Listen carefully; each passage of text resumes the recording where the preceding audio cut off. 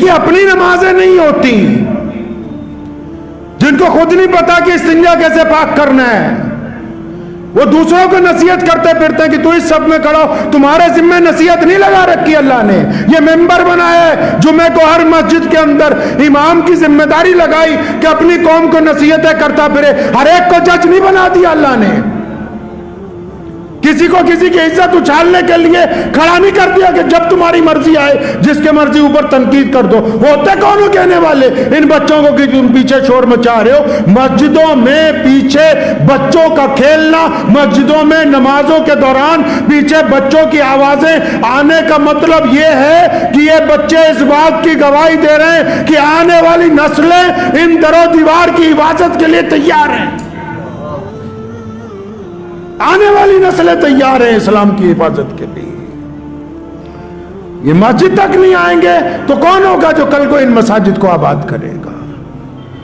نمازی کو تو تمام دعاؤں سے پہلے، تمام قرآن پاک کی تلاوتیں یاد کرنے سے پہلے، تمام دعائیں سے پہلے، تمام چیزیں یاد کرنے سے پہلے اپنی نیت کو درست کرنا ہے۔ امام بخاری رحمۃ اللہ علیہ نے لاکھوں حدیثیں اکٹھی کی، اور جب بخاری شریف کی جلد بندی ہوئی سب سے پہلے ایک حدیث کو درج کر دیا، فرمایا کما قال النبی صلی اللہ علیہ وسلم انما الاعمال بالنیات، کہ عمل کا دار و مدار تو نیت کے اوپر ٹکا ہوا ہے، عمل کا دار و مدار نیت کے اوپر ٹکا ہوا ہے۔ اگر نیت اچھی ہے تو سب کچھ درست ہے، نیت درست ہونی چاہیے۔ آپ کو پتا ہے نا کہ اگر ہم دوسری رکعت میں غلطی سے درود شریف پڑھ لیں 4 رکعت کی نماز میں، تو امام اعظم رحمۃ اللہ علیہ نے سجدہ صاحب لازمی کر دیا، تو کسی صاحب نے حضرت امام صاحب رحمۃ اللہ علیہ سے پوچھا تھا کہ یار دوسری رکعت میں اگر ہم اتحیات کے بعد درود شریف پڑھ لیتے ہیں، اچانک یاد آتا ہے کہ 2 رکعت اور پڑھنی ہے، تو پڑھا تو درود شریف ہی ہے، ثواب کا کام ہے، آپ نے اس پہ بھی جرمانہ لگا دیا، اس پہ بھی سجدہ صاحب لازم کر دیا، پینلٹی لگا دی۔ امام صاحب رحمۃ اللہ علیہ نے کمال کا جواب دیا، فرمایا وہ درود پاک ہے، وہ محمد الرسول اللہ صلی اللہ علیہ وسلم کے اوپر درود بھیجنا ہے۔ وہ محمد الرسول اللہ کون ہے؟ اللہ فرماندا سونیا لوکی میرے نا دیاں قسمیں کھاندے ہیں تے میں تیرے نا دیاں قسماں کھانا۔ لوگ اللہ کے نام کی قسمیں کھاتے ہیں اور اللہ محمد الرسول اللہ کو طٰہٰ یاسین، اللہ تبارک تعالیٰ محمد الرسول اللہ کا کہتے ہیں۔ وہ امام اعظم نے فرمایا درود پڑھنا ثواب کا کام ہے، لیکن رسول اللہ پر درود بنا نیت کے اچانک پڑا، مطلب وہ تعظیم نہیں ہوئی، وہ عظمت نہیں آئی، اس لیے سجدہ سیف لازم قرار دے دیا گیا۔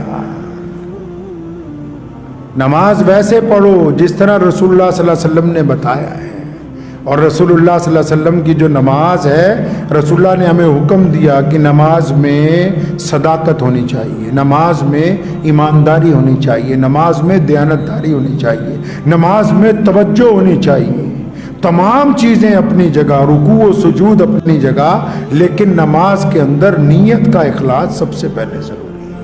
اگر نماز میں نیتوں کے اندر اخلاص آ گیا تو پھر اللہ کی مدد آ گئی ہے، بس پھر اللہ کی مدد آ جائے گی۔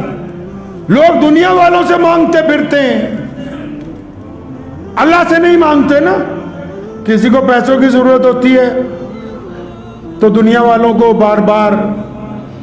تو اس ضمن میں پچھلے دنوں ایک بات چلی تو میرے ذہن میں ایک بات آئی، تو میں نے کچھ لوگوں کو کہا کہ آپ رقم دیجئے۔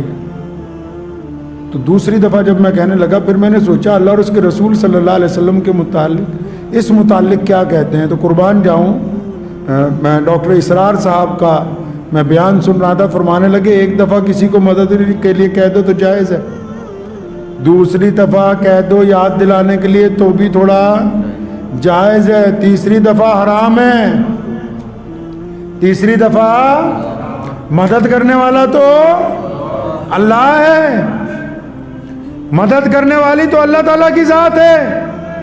تیسری دفعہ حرام ہے دنیا داروں کے سامنے ہاتھ پھیلانا، اللہ سے تو مانگ ہی نہیں رہے، جہاں سے بات بننی تھی، جہاں سے اللہ تبارک و تعالیٰ نے گاڑی چلانی تھی وہاں تو بندہ مانگتا ہی نہیں ہے، اور جہاں سے بات نہیں بننی وہاں بار بار ناک رگڑتا پھرتا ہے۔ آپ اللہ سے مانگیں اللہ کی صفت قل اللہ احد اللہ الصمد، فرمایا اللہ بے نیاز ہے، اللہ بے نیاز ہے۔ پھر اللہ وہاں سے رزق دیتے ہیں جہاں سے بندے کا گمان نہیں ہوتا۔ لوگ ساڑھے مولویوں کے پاس جاتے ہیں، بابوں کے پاس، پیروں کے پاس، تعویذ دے دو جی، یہ کر دو جی، وہ کر دو جی۔ میں ان کے اوپر ہنستا ہوں، میں کہ یار پیٹرول پمپ پہ جا کے چینی مانگ رہے ہو، پیٹرول پمپ پہ کہنے لگے نہیں مطلب، میں کہا صحیح دکان پہ جا کے غلط چیز خرید رہے ہو۔ جنرل سٹور پہ جا کے بولو جی گاڑی میں پیٹرول ڈلوانا ہو گیا، پاگل ہو گیا، پمپ پہ ملتا ہے۔ اللہ والوں سے تو یہ پوچھو اللہ کیسے راضی ہوں گے، تم جا کے کہتے ہو کاروبار نہیں چل رہا۔ اللہ سے پوچھو اللہ والوں سے پوچھو رسول اللہ کی اطاعت کیسے ہوگی، تم جا کے ان کو کہتے ہو بیٹی کی شادی نہیں ہو رہی۔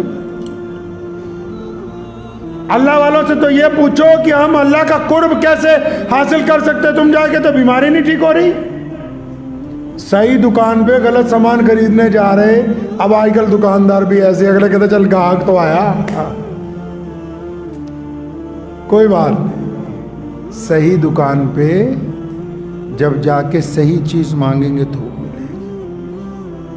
اللہ والوں کے پاس جائیں اللہ کی طلب کے لیے، رسول اللہ صلی اللہ علیہ وسلم کی طلب کے لیے، رسول اللہ صلی اللہ علیہ وسلم کی پیروی کے لیے۔ ایسی چیزیں جا کے مانگتے ہو جو وہ دے نہیں سکتے، جن میں وہ بے بس ہیں، اور جو ان کے پاس ہے وہ تم لینا نہیں چاہتے۔ اگر اللہ اور اس کے رسول کی رضا حاصل کریں گے تو اللہ آپ کو عزتوں سے نوازیں گے، اور ایسی عزتیں عطا ہوں گی کہ دنیا میں بھی تمام چیزوں سے آپ غنی ہو جائیں گے، اور آخرت میں بھی اللہ آپ سے راضی ہو جائے گا۔ دعا کیجئے، وقت بھی ہو گیا، اللہ تعالیٰ مجھے آپ سب کو ان باتوں پہ عمل کی توفیق